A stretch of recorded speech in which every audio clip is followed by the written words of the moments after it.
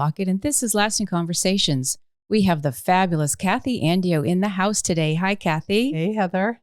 Well, Kathy is a wearer of many, many wonderful hats, and she is an amazing group facilitator, a fitness instructor. She works with women of a certain age mostly. She does decluttering and organizing, and most recently is really getting into nature walks and forest bathing. So we're going to actually have a beautiful conversation to see how it is all of these things actually tie in together. Sounds good. Sounds good. So Kathy, we have known each other for quite a few minutes, quite a few years. And I'm going to actually start with a giggle because I was getting ready. And one of my memories is you would come to my house and help me tremendously.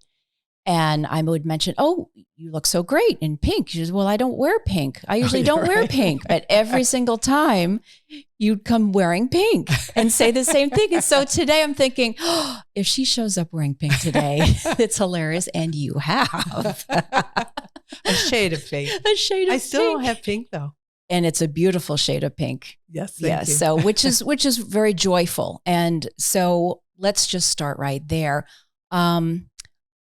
I think we first met, I was trying to remember because it's been in and out of different groups and stuff. And it was a decluttering class, it was an organizing class that you were facilitating for a number of weeks because I was eyeballs deep in a bunch of crapola all over my house and in my room and what turned out to be in my relationships.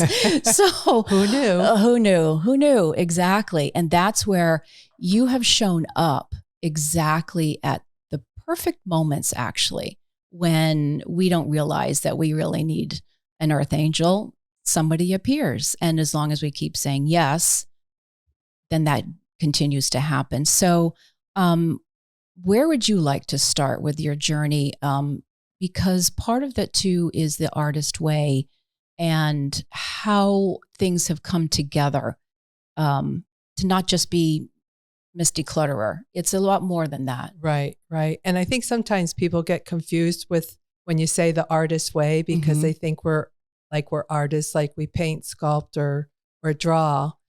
So the Artist Way is a book by Julia Cameron that was probably put out in the early 90s. And it's a way to connect with your creativity. And so a group of women, I think there were like 10 to 15 of us, were doing a book study on it. And when I picked up the book and it's on the cover, it says a higher spirituality to, no, a spiritual path to higher creativity. I'm like, oh, I'm on a spiritual path. But when I picked it up and it said higher creativity, I go, I'm not really creative. But from doing that book, I found that I was creative. I still don't paint, sculpt, or draw, but how my creativity comes out is in when I do choreograph an aerobic dance, or what I actually do is I do mosaics. But anyways, back in those days, I didn't have time to be creative. I didn't have time to explore different avenues of creativity because I was so busy with just life. But also I realized at that point in my life that even if I did have time to maybe sew or to do a mosaic, there was no place to do it in my house because I had so much clutter. So I realized I needed to start getting rid of my clutter. And so whenever I have an issue in my life, I read books on it. And so I read a whole bunch of books and I started to get rid of my clutter. And then once I got rid of my clutter, then I was able to get in touch with my creativity. So that's really beautiful. And, it's interesting as you're saying that we have this stigma on us. Well, I'm not creative, or I can't paint, and I can't this or sing or dance or drum. All of that is complete hooey. So having the Artist Way and other facilitations to, I do the drumming and singing bowls and things like that, that taps into our natural creative selves. Right. The whole spark joy.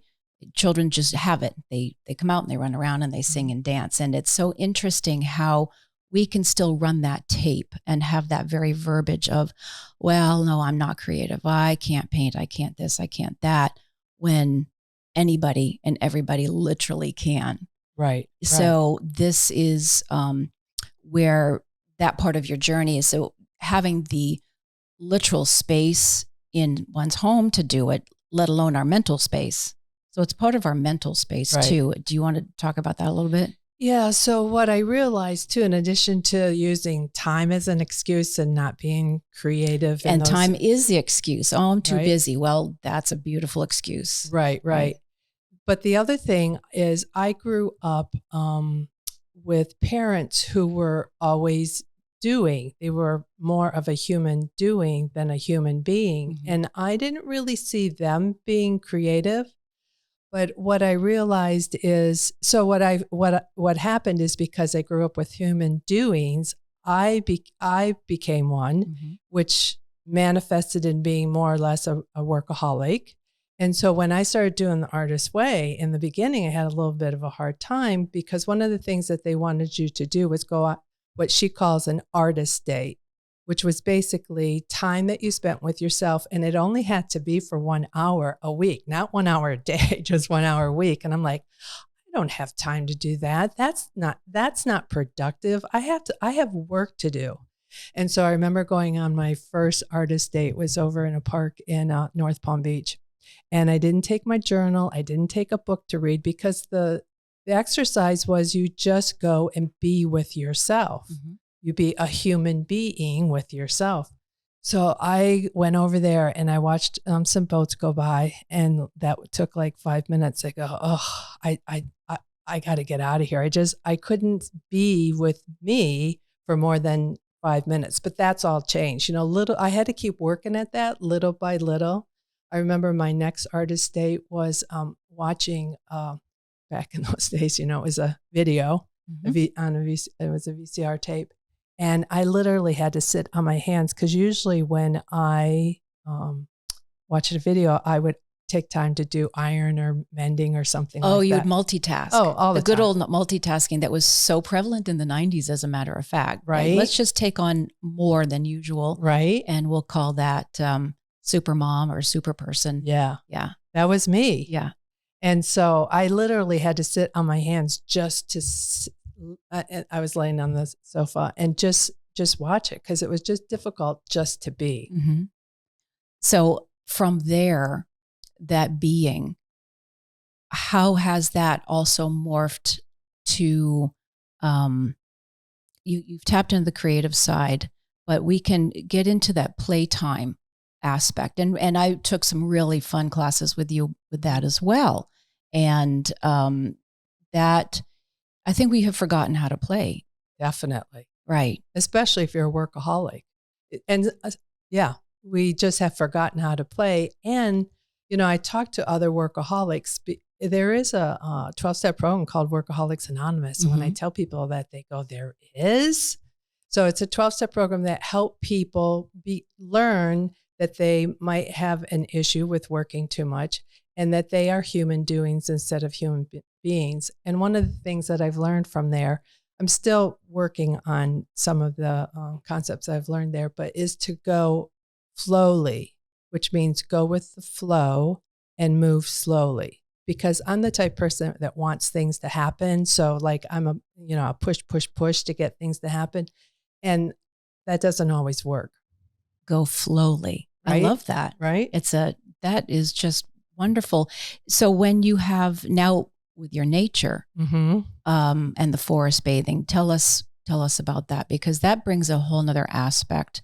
And plus, before we started recording, we were talking about what is nature here. We're here in Florida versus being out in the deep woods of Oregon and other places. So the physicality and that beingness with the local area, I know for myself, is different. I grew up in New England, and so to have a walk in the woods is not the same. And so I have appreciated your quiet Sunday mornings to tap in with the nature that is right here. Go share a lot more about the nature stuff. Right. So what we were talking about before we started the podcast was that how nature is different. And I had just gone to Washington State and Oregon, and there are such beautiful places with deciduous trees, and there's hiking trails. And then you come back here and it's pretty flat and it's hot. But what I've learned is to appreciate the nature that we do have. Mm-hmm. And so my forest bathing, and the reason why it's called forest bathing is because when you go into a forest, the trees are emitting a substance called phytoncides. And those phytoncides are natural, the phytoncides emit in your body natural killer cells. And so they kill tumors and cancers and autoimmune diseases. And so basically when you're out in nature, you're bathing in the forest, getting the good effects of the phytoncides. So that's why they call it that. But what I found is it was just such a way for me to be in the present, to be mindful, and to really, really turn into a human being, just being in the forest and not. So I'm a fitness instructor. And when I've talked to a couple of people about what I'm doing now, they go, oh, well, how far are we going to hike? And I go, no, we're not. It's not. I know it's called it can be called a nature therapy walk or forest bathing, but really it's just an experience in nature. And I know you experienced it a couple of times. And so what we do is we start with a guided meditation that gets you in touch with your five senses, because often we're so like, I don't know if everyone that comes is like me, but like I was so not into my senses. Like when I would go into the forest, it would be for a fitness walk. Mm-hmm. I would see, oh, that's a nice tree, or that's a cute bird or a squirrel, but I really wasn't paying attention. And so the meditation first brings you into your body and being there. And then I give people invitations, and we call them invitations, not exercises or activities, because for workaholics, that means like we've got to be the best. We have to get the best grade. And it's homework. Oh, fun. Yay. Yeah, right. Versus no, you're here to listen. Right. And pause. Right. And the invitation is given to you in a certain way. But if you don't want to do it that way, then you don't have to. Mm-hmm. So one of the invitations that I've done and I've given, and I know that you've done it, is that you find a tree that you resonate with and talk to it like it is a friend and see what it has to offer. And it's amazing what you can get back from a tree, which I know sounds a little crazy, but it is amazing what the forest has to offer. Well, and it's not even that far off crazy, really, if you think about it, because, and I know there are recordings, that's a whole other industry that right. People can have recordings of the plants and the animals and the crickets. What is the symphony actually saying in a forest and in a jungle? Somebody out there, I'll love to chat with you on a podcast about that. So, these are fellow sentient beings. And right. So we are communicating with each other, really. And so it's actually really not that far off. And of course, our indigenous brothers and sisters from thousands and thousands of years ago knew this already. Right. They've known it. And right. Somehow we have gotten disconnected. And these are great invitations of getting reconnected. In fact, tell us how this whole thing started specifically. I know people have done it in different ways, but from Japan and industrialization, tell us more right. about that, how you learned about that. So it started in the 80s in Japan, where a lot of the farm workers had to move into the city because they needed to get better jobs. And what was happening is they were getting cancer and autoimmune diseases. And so the government decided to do some research on it to see what was happening. And so what they did was a very scientific research where they would take the workers and they would test their blood pressure, their heart rate, and the cortisol levels. And then they would take them to do forest bathing. Mm-hmm. And they, of course, found that everything decreased after being out there in the forest. So that was in the 80s. But then there was a man here in the States, his name is Amos Clifford, and he started the Association of National Forest Therapy.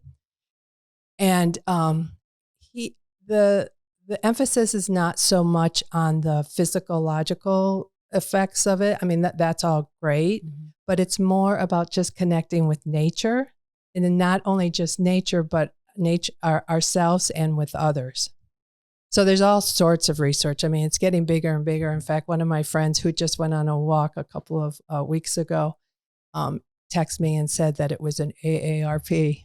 Oh, good. Right? Oh, wow. Cool. Yeah. As one of the benefits, or the article was in the AARP. Is one of the benefits of being in being out in the woods, in the forest. Right. Yeah. So it's starting to get more exposure here. You know, in Japan, it's really big, but it's starting to get big here too. Has there been talk of how, when people do live in a city, they're in New York or they're in, the middle of Vegas or in high rises all over the world, Taipei, wherever it might be, do they talk about how to have these experiences while you are in a city? Sure. Even like when we went through the training, like here I am in South Florida, but a lot of there were about 30 people that were in my training, and I just completed a couple of weeks ago. Yep. Some of them were like in Iceland and Sweden, and I'm in a tank top, because we're on Zoom, and they're all bundled up in scarves and hats and stuff like that.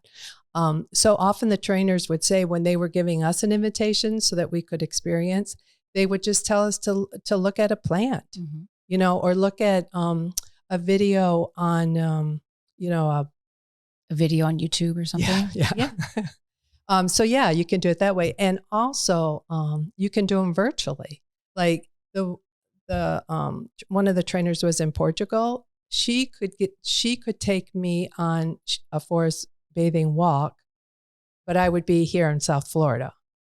Oh. So yeah, you can do them anywhere. Right. I prefer to go out into the woods because I just can feel it more than looking at a plant, but it is possible. Well, and there's a friend of mine in Alaska, and this is winter here in North America. So there's snow and ice. But that is actually spectacular as well. And talk to some snow crystals. They'll talk back to you as well. It's just beautiful. Freezing cold. Because I'm in bare feet, so thank you very much. But there is a time and space, or sitting by a fire, or even having that video of the fireplace and some crackling. Whatever can get us out of our monkey minds and out of our usual selves. Running around like a chicken with their head cut off. It's very, it really brings down the stress. That's what people say. Just, when I do the meditation in the beginning, the levels that people were able to bring their stress down, it just is amazing. And then once we do the invitation too, I think the cool part is like having a sharing circle and having the people share. It's so interesting. One of the invitations is what's in motion. So you just walk as slowly as you can, which was really an experiment for me to like really slow down, like just walk as slowly as you can and see what's in motion. And so we do that for about 5 or 10 minutes, and we come back to the sharing circle, and people shared what was in motion, and everyone had something different. Like I saw dragonflies, and someone said, I didn't see any dragonflies at all. So it's just interesting how people perceive what they see out in the forest. And also those sharing circles, and you end with some tea, and it's just lovely.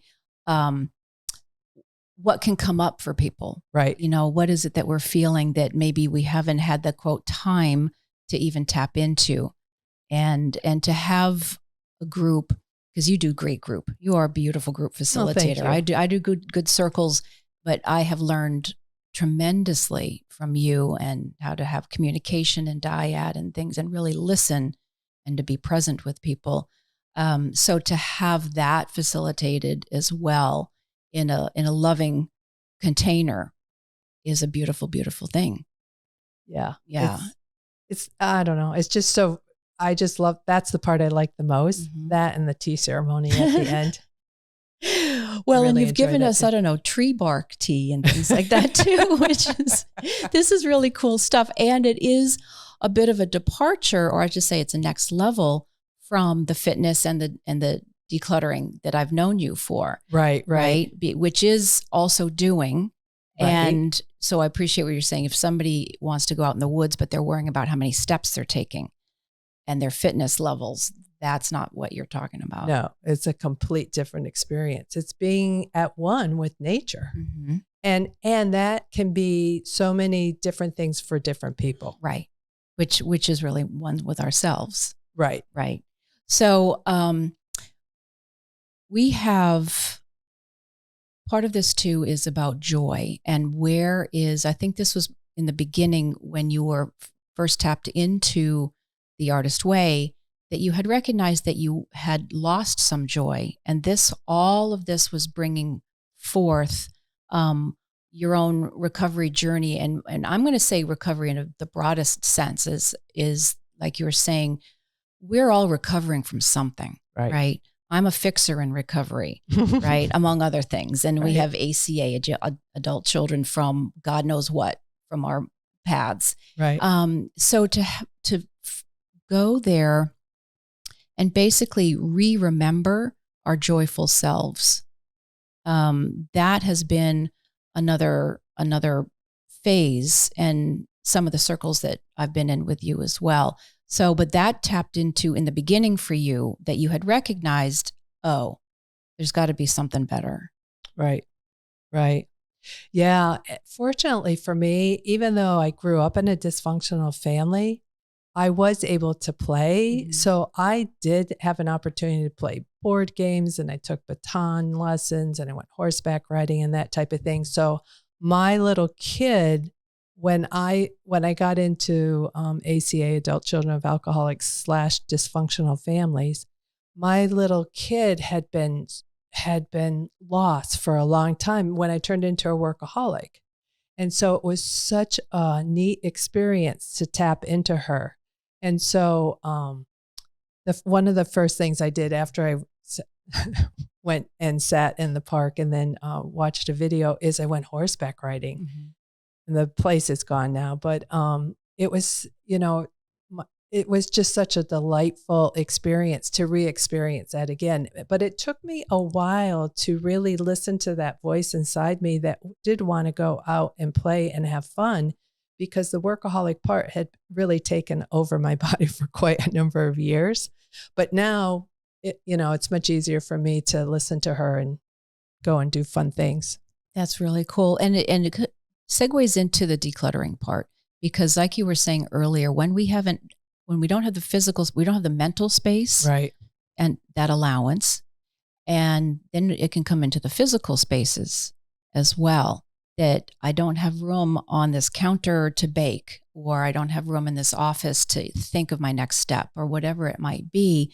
How are you finding people? You've got lots of clients that process of letting go. Your business is called Let Clutter Go. Right. And so tell us more about that, because it's more than just I'm emptying a drawer. It comes down to that physically, but there's actually a lot more to it. Right. There's a lot, it may look like it's just a bunch of clutter on your desk or on your dining room table, but what I've learned is really there's a lot more underneath. And I find it could work one of two ways. If someone goes and starts getting rid of the clutter that's in their mind, then the clutter that's in front of them starts to disappear. Right. But it also works the other way. If you start getting rid of the clutter that's out, it clears your mind so you can make a decision of, is this something I need to keep or something I need to let go of? And that's what I have found is the hardest thing when people are trying to let go of clutter is letting it go. Like, especially memories. Memorabilia. That's the biggest one. Yeah, people have a really hard time with that. But when I go into someone's home and they want me to help them declutter, we don't start there. We start with things that are really easy to let go of. And it could be things like, this is not my saying, but the UFOs in your freezer, which are unidentified frozen objects. Things that have been kicking around way too long. Right. And things that people they just put in there and didn't label, so they have no idea what it is. Oh, right. Okay. Right. Yeah. So start getting rid of those, or prescriptions that have expired, or I always laugh, like, our sock drawers, like we don't really even need that many socks down here, but it's amazing how many people have like a sock, a drawer full of socks that they just never use. I call that the just in case syndrome. Oh, right. And I still have some things, the just in case. Right. And right. a sidebar, I have laughed, and I think I've told you this over the course of time, is just when I've gotten rid of it, maybe a month later, like, oh, do you have the blah, blah? Like, oh man, right. I had the perfect costume, but it feels better. It feels good to have it gone. Yes. And into somebody else's hands if it's something worthwhile, or just in the trash. And just let it go. Right.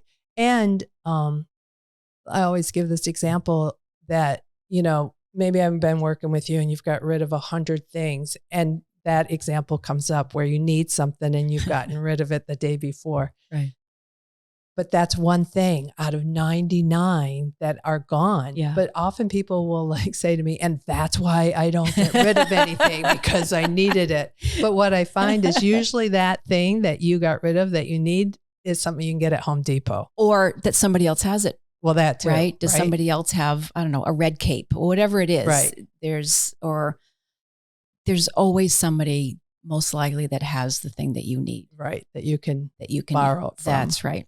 Right. So go ahead. Yeah. So the letting go part is hard. And the other part, the reason why people have clutter is either they can't let it go or they're having a problem with acquiring too many things, which is a retail therapy. So if they can work on not bringing so much in, then it's not going to be so difficult letting it go. How are you finding these days now that we're a mail order? There's always been mail order, but now we're really a mail order. Right. How are you finding that segue with clients now? It just depends on the client, but yeah, I have several clients. Now you don't even have to leave your house. I know, the stuff can come to you. Right. Yeah, because this one woman, she goes, will you just help me stop buying stuff? Because I go, well, don't go to the store. She goes, it's not going to the store. It's getting on Amazon that I keep buying things. And it could be any of them, the cute Etsy, anybody. Right. They'll mail it to you. Right. And it's usually people that are creative that have a hard time with not buying stuff, because not only are we creative because we're creative, but we also have creative minds. So we might see something maybe in a thrift store that other people will think is junk, but we'll I could take that home and I could really fix that up. Gee, I don't know how that goes at all, Kathy. No, I've never done that in my entire life. So yeah, I don't go into those stores anymore. Right. Well, yeah, that's, what somebody's going to want it someday. Exactly. Yeah, there's that syndrome also. Right. Yeah. So there's a lot about underneath clutter issues for people to get rid of. But, one thing that really helped a lot was Marie Kondo. Not everyone knows who she is, but she's a woman from Japan. And I wonder if she's done Shinrin Yoku or forest bathing, probably. There. But she wrote a book called The Life-Changing Magic of Tidying Up. And one of the things that I thought was revolutionary was to pick up an item and ask yourself if it sparks joy. And I use that a lot with my clients. But I remember this one person saying, but everything sparks joy here. So you have to figure out, this is one thing that I would do with someone that's like that. If everything sparks joy, and let's just say we're doing black pants. So I'll ask her, what's a reasonable amount of black pants that you think you should have? You've got 30 pairs here. What's a reasonable amount? And depending on the person, it could be 20, it could be 10. But I let them decide what the reasonable amount is. And let's just say this person says 10. So what I do is she picks the best 5, and then the other remaining ones we relate it to those best 5, and if it's the 5 are the benchmark, and then if the other ones fit in, fine. If not, then you let them go. But it helps people who can't. If everything sparks joy, then it helps them. Well, I hear you completely. And then the next layer to that is the financial. What is the value? The memory, there's a memory, right? Or maybe I'll go to a dance and I'll wear that type of thought process. but then a value. Right. And so these days with antiques and things, that's an entire industry that has been in a free fall. And so how do you help your clients with the financial piece? And I know there's there's trash and there's donate and then there's sale, resale. So there's different levels that can be very helpful. You have the different pods to that. Right. Yeah. So often people, when they have something of value that they've spent a lot of money on, they think it still has that value. And the thing that comes to mind is back in our era when we got married, we got, fine china. China, silverware things. Yeah. And, the client themselves may not have spent the money on it, but their, someone in their family did. And it has the memory with it too. So it's really hard to let it go. But if they are ready to let it go, there's no one to really let it go to, because the millennials, if it doesn't go in the microwave and in the dishwasher, then they don't want it. So yeah, it is really hard to let go of things. And often what people will do is they'll try to sell it on eBay. And what I have found is that a lot of people, like I said, think their things are worth more money than they are. And so I don't encourage going on eBay because it's time consuming. For me, it's easier just to let it go, but I'll always encourage them, try and see what happens. And then, they'll try and they'll see that it's not getting any money, and then it's easier to let it go because it's hard. So we're going to be entering the new year when we're airing. The holidays have stopped, have completed for the most part. And so there is that jumping into a fresh start feel, usually when it comes to a new year. Do you have any kind of helpful hints? And especially with the things, people were shopping now and then the shopping is done, or maybe there's the trading of things. But a lot of the transition, it's a transitional time. So do you have any thoughts for the folks? And to remember to keep it fun. I want to add that too. And that's how I really, really appreciated when you would come and help me out a number of times in my own household. Not only did it help my own ADD-ness to get it actually done, but it was fun. It was good. A lot of fun, because then then now go play. Like you don't, this doesn't have to be the horrible, overwhelming thing. Just do it for a little bit and then go play. Go do something. I don't want to say reward, but would you say that as well? Yeah, and I do say reward. But often when I'm talking to an adult, it's like, well, first of all, let me just say a couple of things. Yeah. So Christmas is going to be done. If you have Christmas decorations that you haven't used, what people will say, but maybe I'll use it someday, or maybe I'll use it next year, or someday. And then my comeback usually is, if you didn't use it this time, what makes you think that you're going to use it for next year? So if you have some Christmas decorations that you haven't used, this is the time to let them go. So that's the one thing. And then as you're moving into the new year, like you said, like make it fun. And so when I was getting rid of my clutter, this was back in the day again, when Oprah was on, I would just plop myself down in front of the TV. And I was a teacher at that point. I mean, I was a teacher, but not at that point. And at that point, though, I was going through my old lesson plans that I decided I'm not going to go back into teaching. And so I would make it as palatable as possible. Some of my clients put on music, anything like you said to make it fun. Right. The other thing that I found is I'm more likely to get something done if I write it down and put it in my calendar like it's a doctor's appointment or a hair appointment. So if you write it down, also if you can do it on a regular basis. And for myself, I've learned if I want to establish a new habit, then I attach it to a habit that I already have.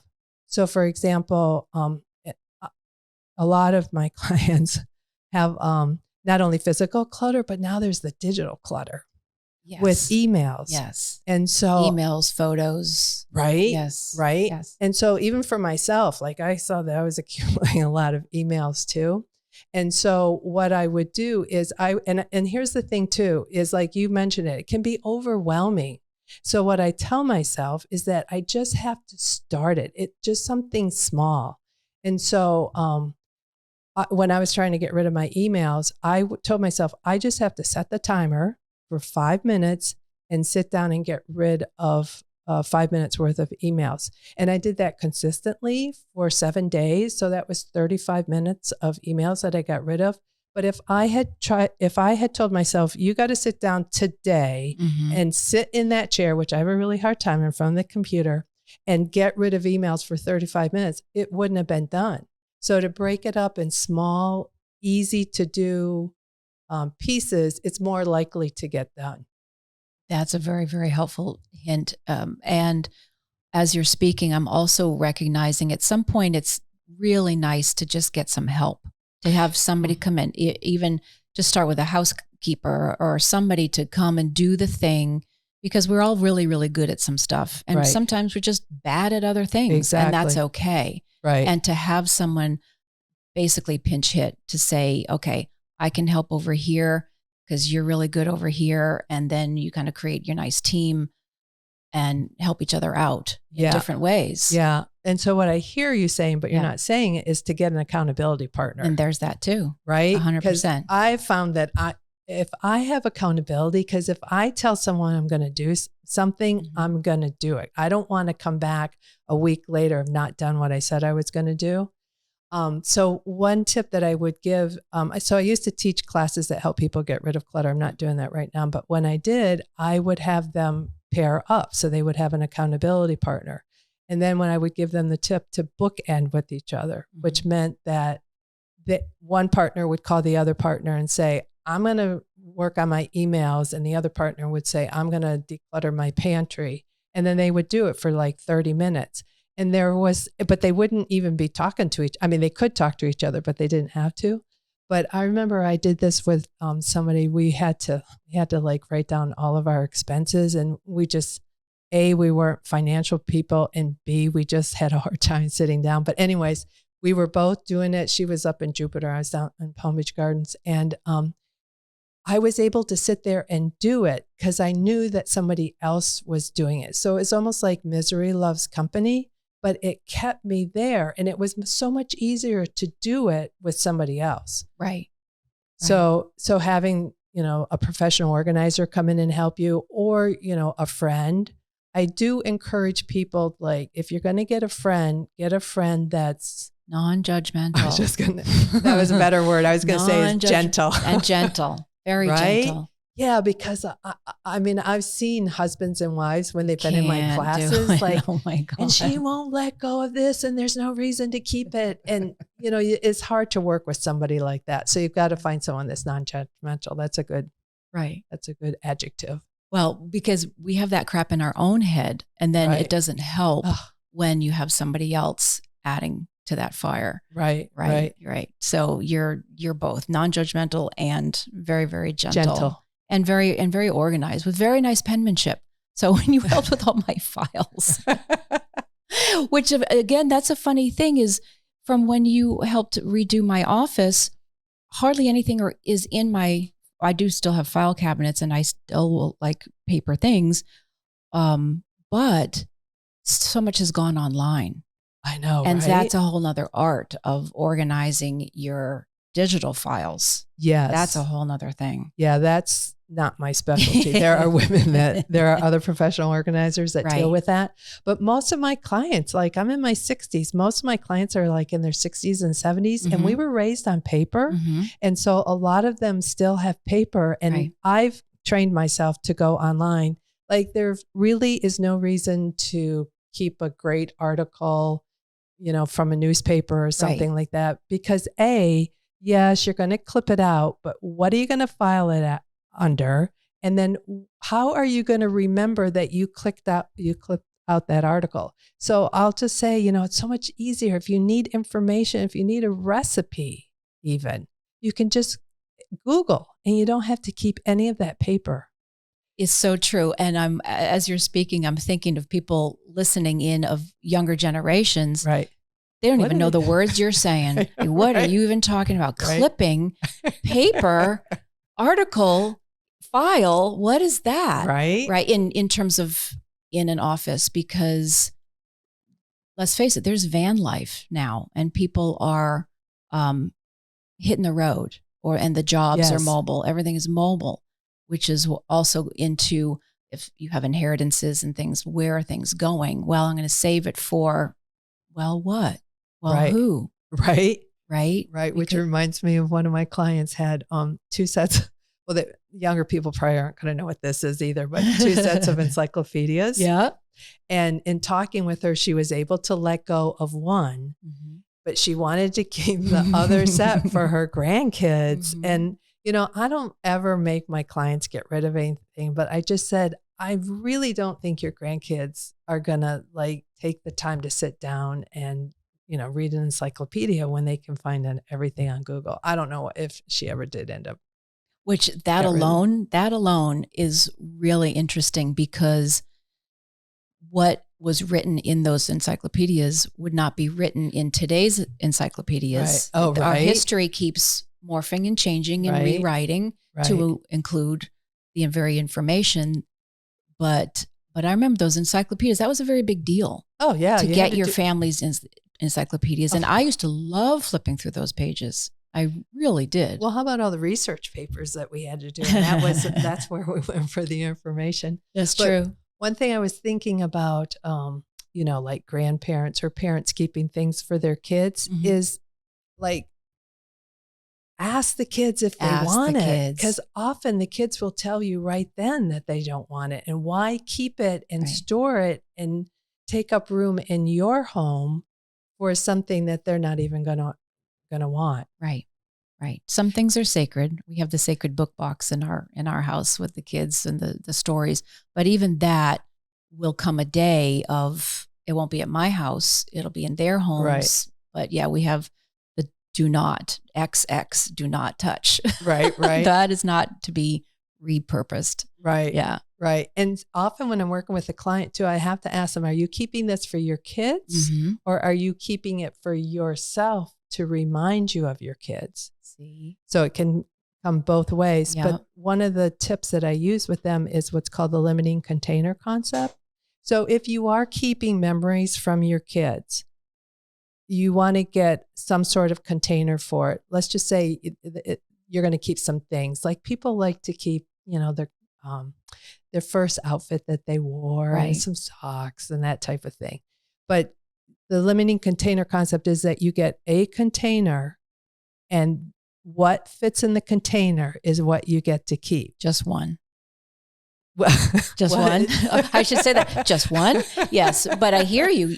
Exactly. The just one. Right. Because you can keep everything if you want to. Right. But the limiting container will help you prioritize. Like, what is the most important? And this is what I'll ask a client.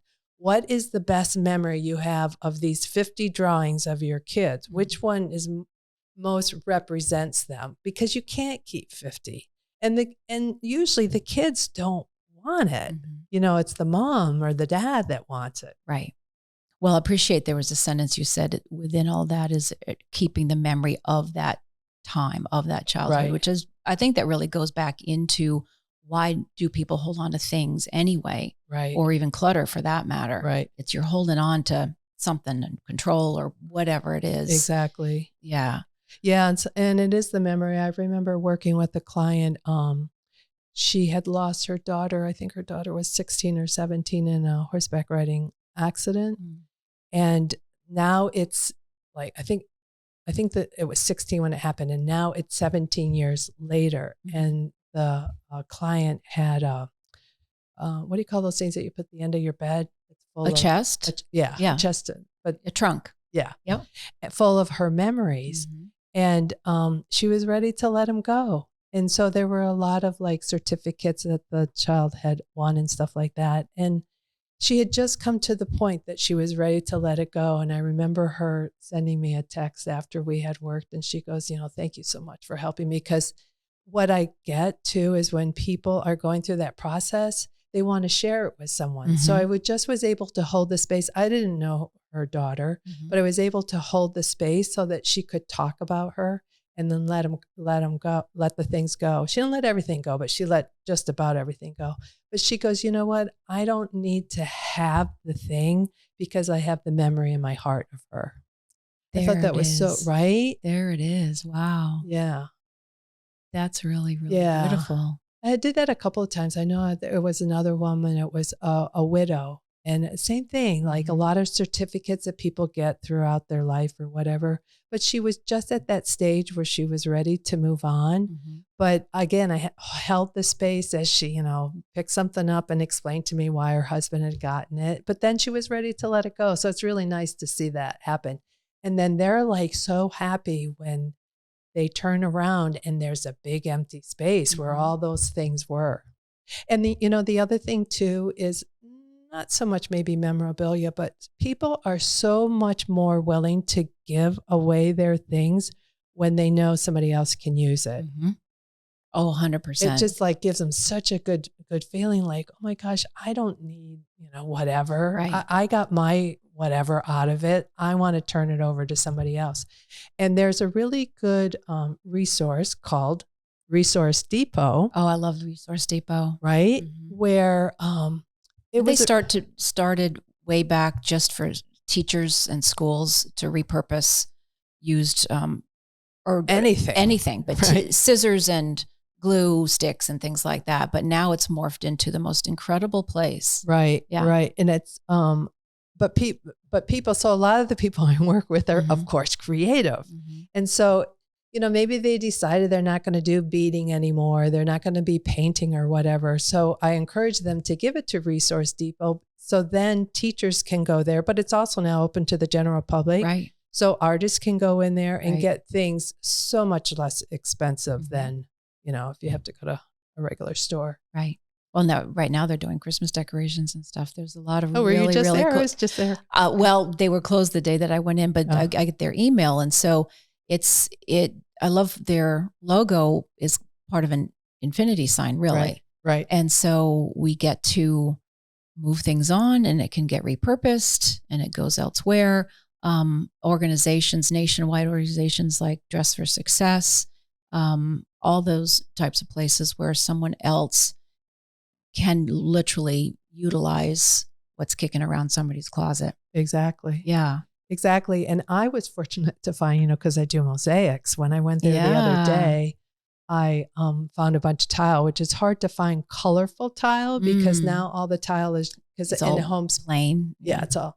Yeah. So I'm sure someone was cleaning out their closet and donated it. And so I was able to pick up for half of a recycle bin. I think it was, I don't know, $3.50 or $5 or something. Maybe it was $5, but it's well worth it. Right. And it doesn't go in the dump. It doesn't go in the dump, and it sparks joy and creativity and turns into art or something, a nice planter or something nice and functional and playful. Right. Because ultimately that is the infinite thing, is getting us back into joy. Exactly. What is sparking joy? I suppose for your other story, the healthier joy, a gallon of ice cream gives me joy too, until it does not. So that is part of the process of being mindful and recognizing to what something may not be actually joyful anymore. It's just now a mindless habit. Yep. So, but with your work and what you're doing with people, you and I have done, actually, I don't think you attended, but I did show and tell, grown up show and tell. Oh, right. No, I wasn't for a able to, while. Yeah, that was a lot of fun because in that same way, people could say, this was my such and such, or this belonged to so-and-so. And they just needed to voice it and give it a voice. Right. And then they can let it go, or just, it was just a lot of fun. I remember as a kid having a lot of fun with show and tell. So, oh yeah, show and tell was gobs of fun. Yeah. Just even trying to figure out what you want to show and tell. Exactly. Half the fun. Right. So that's just it. So we have, how do you see your next venture coming into 23? Your next phase? So let's see. I really am getting into the forest bathing. I feel like I really started that a long, long time ago. Like I remember the first Earth Day was in 1970, and I participated in the first Earth Day. And then in my classes, we would do vision boards. And unbeknownst to me, when I went back and looked at them, like a week ago or so, they're full of nature. There is just amazing. Mm-hmm. Like the message was there, but I wasn't getting it back then. Right. So that, and I'm going to continue with teaching my fitness classes. I only teach during the season from January to June, but I do teach people that are in their 60s and 70s. And there are other people that are teaching that age group, but they aren't that age group. They're usually younger. Right. And so they don't get that we can't do 50 squats at a time. So I think that's one of the advantages of coming to my class is I've been teaching for a really long time, but that, I know what we're capable of doing. And then I'm going to continue doing my organizing and decluttering because I enjoy working with clients, but I am kind of at the point where I'm semi-retiring. Cool. Well, I'm not at the point. I am semi-retired and I'm just really enjoying it. But back to where I see myself going is really with the forest bathing because I get so much out of it too. I get to slow down and just be mindful and be in the present moment, which when I was in my workaholic days was the furthest from the truth. I love it. I love it. And Kathy, thank you so much. Do you have any last tidbits that you would want to share, rounding it out, and the singing and the playtime and the dancing and all the fun things we've done before? Yeah, just back to Marie Kondo with her little saying, does it spark joy? Whatever you're doing, whether if it's an item you're trying to get rid of, if it's someone that you're spending your time with, do they spark joy in you? Right. Whatever you're doing, does it spark joy, or are you doing it because it could be the whole house itself? Right. Does my life resonate anymore? Right. And what I was going to say, or am I doing it because I should be doing it? Right. Yeah. We don't need to should on ourselves. We don't need to should on ourselves. Heather, this was really enjoyable. I really appreciate you asking me to come over. Yeah. Well, I'm so glad that we're here, and cheers, everybody. Happy New Year. And happy holidays. And thank you for listening. Please be sure to like, follow, review, and share this podcast. And if you'd like to be part of the conversations, send emails to podcast@lastingconversations.com and follow us on Facebook. This is Lasting Conversations. We get to the heart of everything.